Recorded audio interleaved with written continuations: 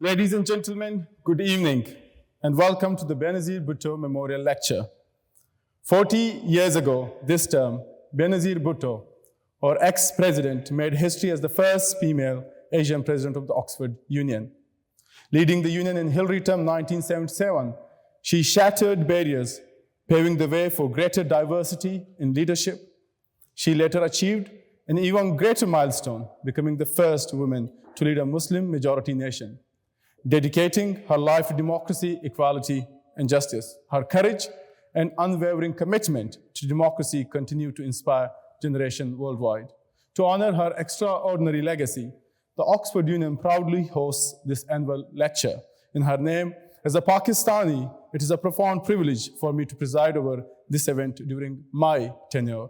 And it's my great honor to welcome tonight's speakers, Bilawal Bhutto Zardari, chairman of the Pakistan's People Party and former foreign minister of Pakistan. Bilawal carries a forward legacy of leadership and public service. As a fellow, an alumnus of Oxford and a member of the Oxford Union, he stands at the forefront of Pakistan's political landscape. Please join me in welcoming Bilawal Bhutto Zardari.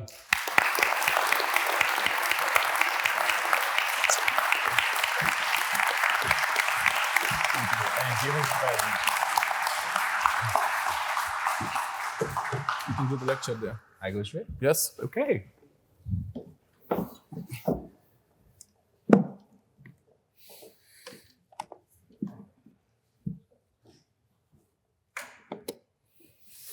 Good evening, everyone. It's such an honor and a privilege to be back here at Oxford University. Before I start with my memorial lecture, I want to take a moment to recognize that our very able, capable president of the Oxford Union is also from Pakistan, but at the same time, the librarian of the Oxford Union is also from Pakistan.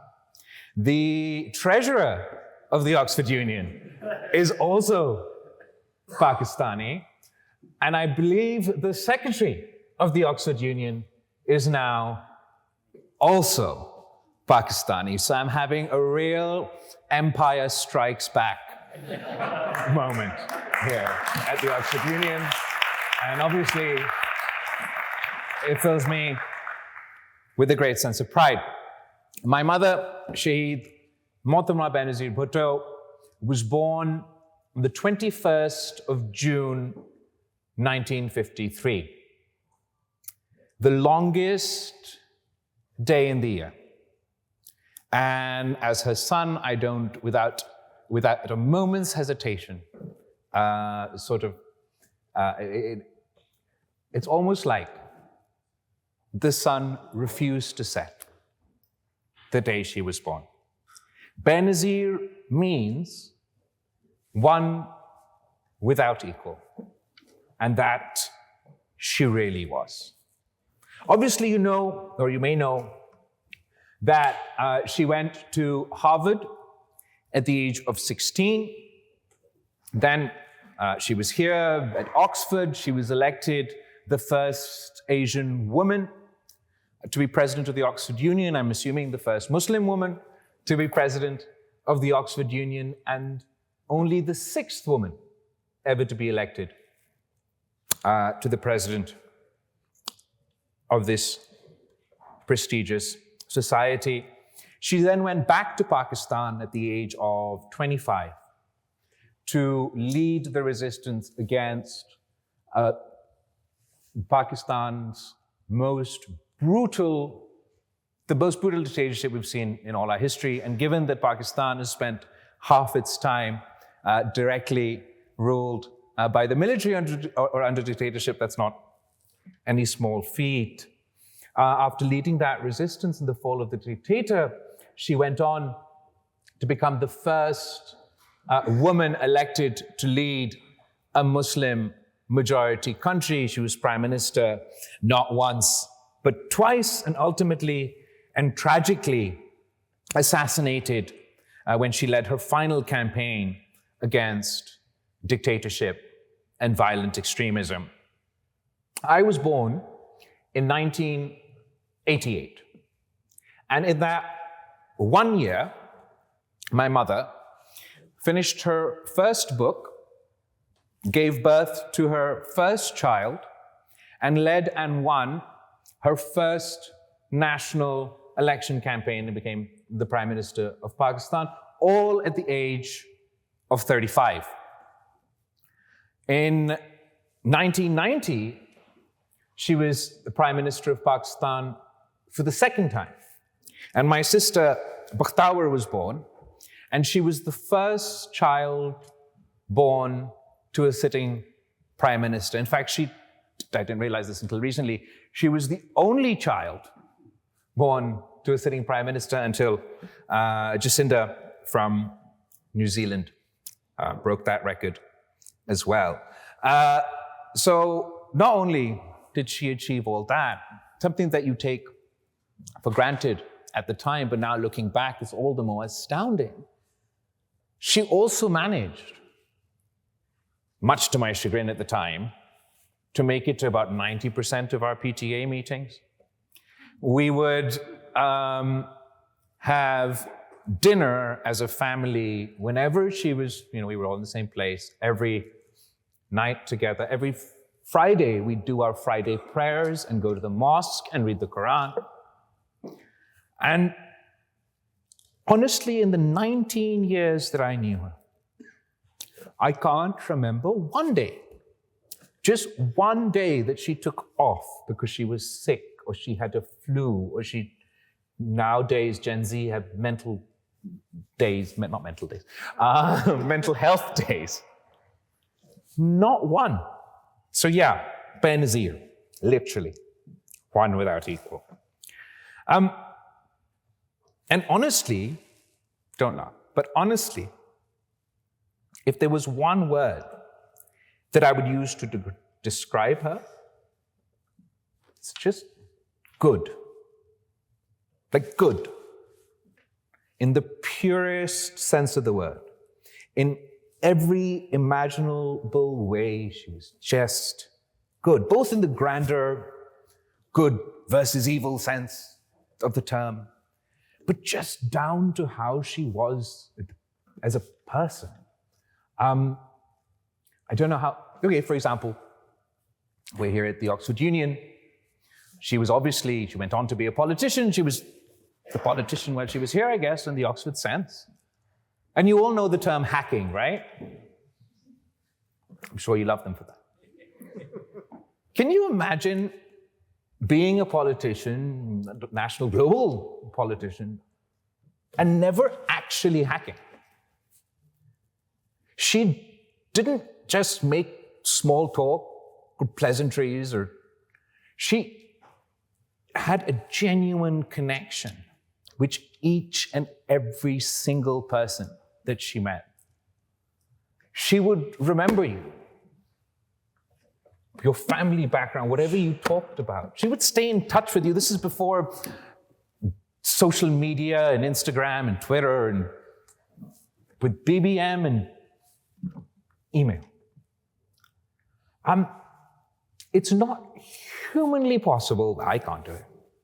In fact, being a politician, I completely understand why the term good is not associated with politicians by and large. And I would honestly often advise or stress that no one should view politicians as good or evil. You should view them as human.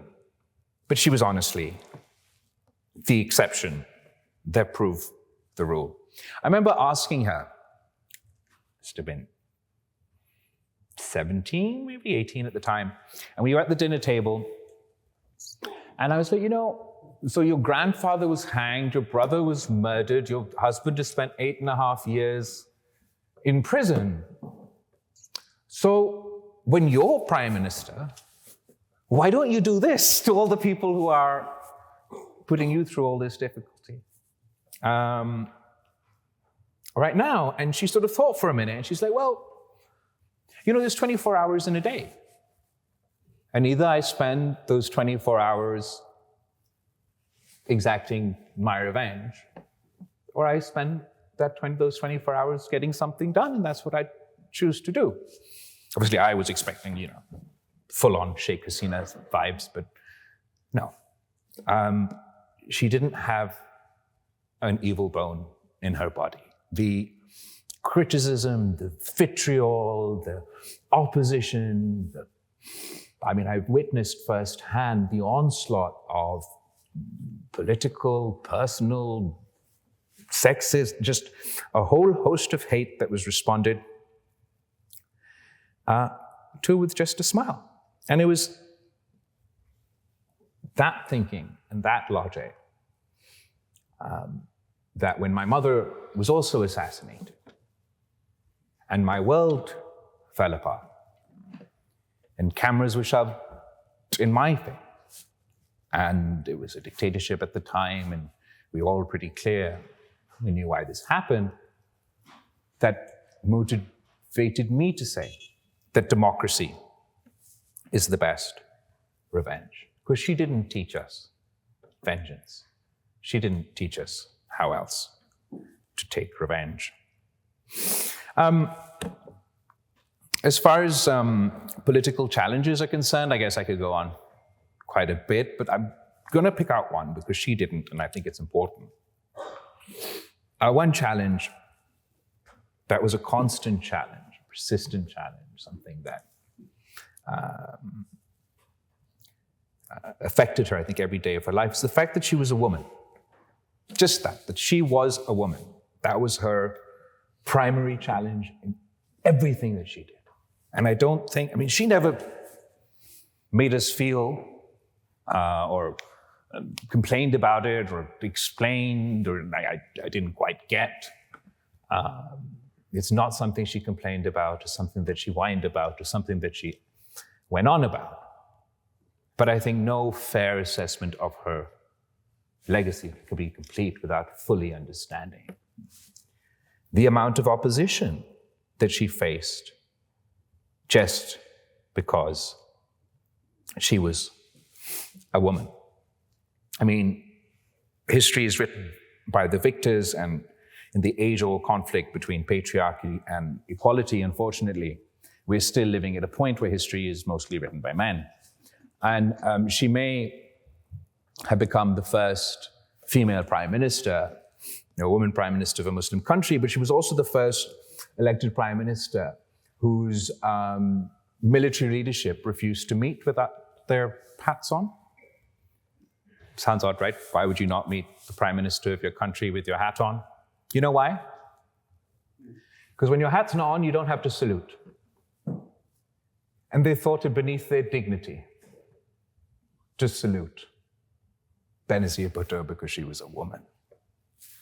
The entire opposition, what was the big rallying cry in late 1980s, 1990s politics in Pakistan? It was that a woman can't lead the Muslim call to prayer, so surely the woman can't be prime minister. A woman can't lead in the mosque, so surely a woman can't be prime minister. What made male politicians ambitious made her greedy. What made male politicians charismatic made her loud. But she took all of this in her stride. She faced it every day of her life, but not once did I hear her make this as an excuse at home or complain that if only I was a man, things would have been a lot easier. So much so, she was a victim of the patriarchy, so much so that one of the justifications for her assassination by extremists too was that she was a woman. But as I say, she never mentioned this. She never saw herself as a victim. But obviously, being a woman played a massive role in her life. She just took all of this in her stride. Obviously, as a result of Benazir Bhutto's struggle, since then we've had Pakistan's first female foreign minister, Pakistan's first female speaker, and most recently, the largest province of Pakistan, the Punjab, has elected their first female chief minister. And the funny thing is, it's exactly the same political party whose argument was that a woman can't be prime minister. And that is Benazir Bhutto's victory. That is Benazir Bhutto's legacy. Another word that no account of her legacy can ignore is brave. She was so brave. I mean, real, superwoman, superhuman brave. At the age of 25, I said she's back and took on an Islamic dictator that had just made a woman's worth that half of a man. She endured, obviously, the anguish of her father's assassination, imprisonment, exile, all of that. The 30 years of her political life, she fought 2 military dictatorships, and the periods in between weren't much better. While most of Muslim men, political Muslim men back in Pakistan, quivered in response to the political challenge of violent extremism in the guise of Islamization, she looked them straight in the eye without any fear. Not in my name, not in the name of my country, not in the name of my religion, and above all, not in the name of my people will you practice terrorism and call it Islam. She faced multiple assassination attempts in her life and never batted an eyelid. 3 months before her assassination, she landed at Karachi airport to a reception of more than 3 million people. She was targeted in the Karsaz terrorist attack, which to this day is the largest terrorist attack in Pakistan's history. She survived that attack. But the very next day, she was in hospital comforting the rest of the victims of that attack and back on the campaign trail. Having survived, she did not back down. In every speech, with one breath, she would challenge the military dictator, and with the other breath, she would challenge the terrorists, with literal bombs going off all around her and threats from the dictator on the other end. She stood valiantly to greet her supporters one last time on the evening of December 27th, 2007. She feared no one, nothing. The terrorist feared her. That's why the cowards killed her. The dictator feared her so much that he left her like a lamb to the slaughter. But she, Benazir, the one without equal, knew no fear. And there's this Urdu poem that was written after her assassination, and there's a couplet in it, and it says, "Tum zinda hokar murda ho, wo murda hokar zinda hai," which loosely translated, and my Urdu is not great, so my translation's not that great either, but loosely translated means, even while you live, you were already dead. She lives in spite of death. Here, in the halls of Oxford University, the chamber of the Oxford Union, the United Nations, Westminster, Congress, her political legacy lives on. It inspires young men and women across the world. And of course, there was controversy. In the age before social media, she fell victim to lawfare, character assassination, and a whole host. Up until her dying breath, actually. Ultimately, all such charges were put to rest in the courts of law and have found themselves in the dustbin of history. But regardless, No leader in history worth their salt has come without controversy, and we shouldn't expect the first Muslim woman prime minister to be any different. In fact, she would not have been Benazir had she not been controversial, if she had made no enemies along the way. And that takes me to my favorite Netflix quote from The Crown, which I really think just really said something. You have no enemies, you say. Alas, my friend, the boast is poor. He who has mingled in the fray of duty that the brave endure must have made foes. If you have none, small is the work that you have done. You've hit no traitor on the hip. You've dashed no cup from perjured lips. You've never turned the wrong to right. You've been a coward in the fight. And a coward she was not. Benazir Bhutto's life was not simply a political journey.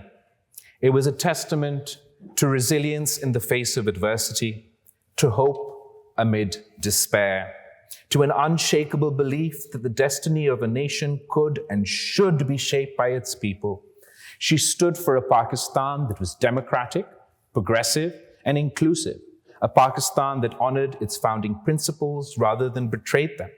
She was the first woman to lead a Muslim-majority nation, but her fight was never just for women alone. It was for all those who were silenced, all those who were marginalized, and all those who believed in a better tomorrow. When she took the oath of office, she did so with the knowledge that her very existence in that role challenged deep-seated prejudice. And yet she stood firm. She faced conspiracies, military interventions, exiles, and even imprisonment, but she never surrendered. Her belief in democracy was unwavering, but as we have seen, democracy is not an end, it is a process that requires constant vigilance, sacrifice, and courage to speak truth to power. Today, we see democracy under strain across the world. Authoritarian tendencies are on the rise. The voices of the people are often drowned out by the machinery of oppression.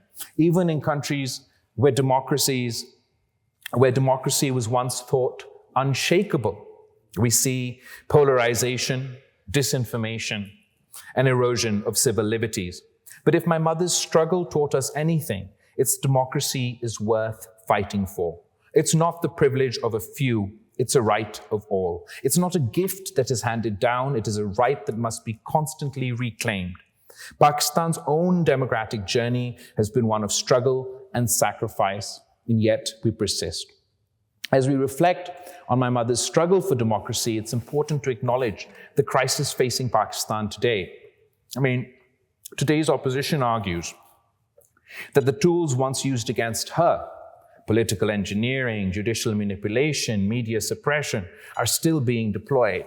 But the context is vastly different.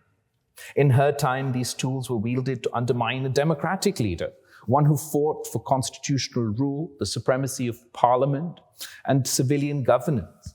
Today, they are allegedly deployed against a populist autocrat whose politics stand in stark contrast to the democratic principles my mother's championed. During the current opposition's time in power, they eroded democratic norms rather than strengthened them.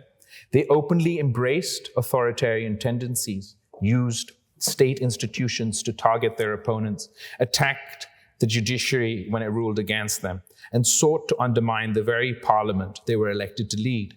Their government cracked down on dissent, curtailed press freedoms, and systematically marginalized opposition parties.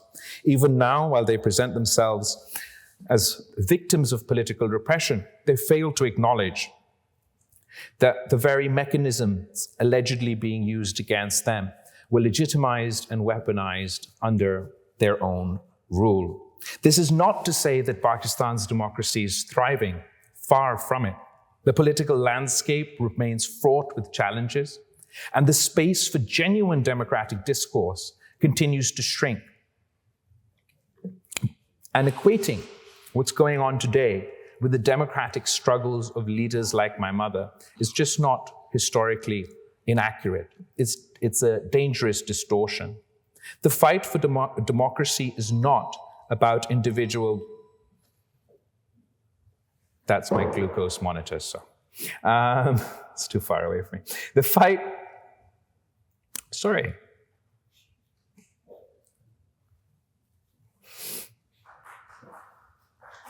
Hold on. The fight for democracy is not about individual personalities.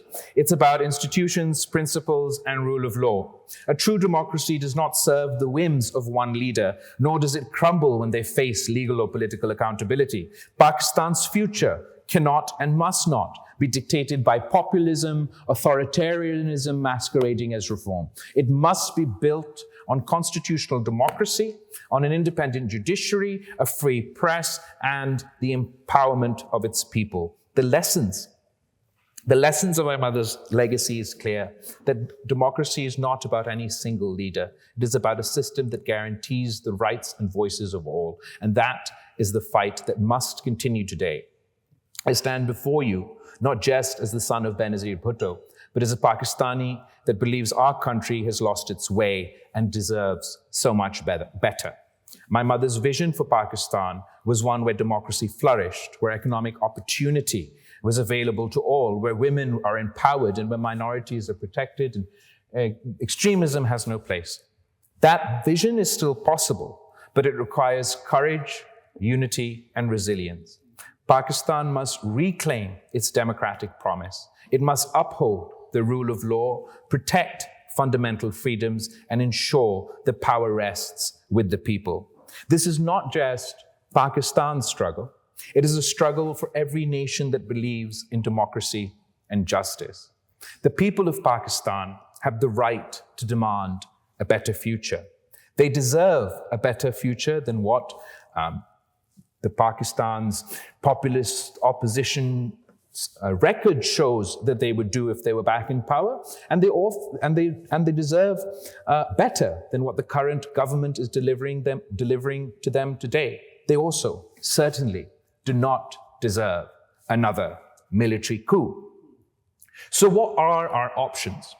For those of us who believe in Shaheed Mohtarama Benazir Bhutto's legacy, in a peaceful, prosperous, and progressive Pakistan, at peace with ourselves and our neighbors, unconfined by our internal political dysfunction, Pakistan's potential unleashed on the world stage would be formidable. That is exactly what the people of Pakistan deserve. 65% of our population is under the age of 35. Much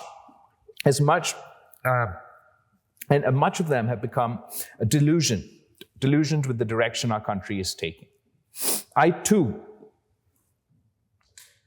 feel myself asking, what is one to do?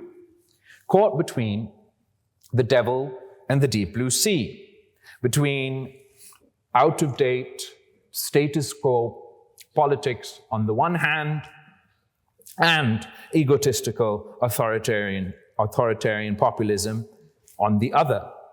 It's times like this that I would give anything to be able to turn to my mother for guidance, for advice. I do know, as my mother's son, I can't just accept the way things are. I'm not going to presume to know all the answers. I will be beginning a listening tour back home in Pakistan, where I will seek to engage with the younger generation in a positive, productive discussion on how we can go forward. What can the new generation, a majority of my country, do to reclaim our country's destiny? I will seek their guidance on how we can use the space we do have to engage in positive, not authoritarian, populist politics. A politics that is productive, a productive politics, and not a partisan, polarized politics. I first entered politics at the age of 19. I became a member of parliament in my 20s, and at the age of 34, I was the youngest foreign minister in Pakistan's history. But then My grandfather was president and prime minister of the country, and then he went on to be hanged. My mother was the first prime minister we've covered. She too was assassinated. So you might think me mad for continuing on the path for now. Then again, I'm Benazir Bhutto's son, and that will never change. I would never forgive myself if I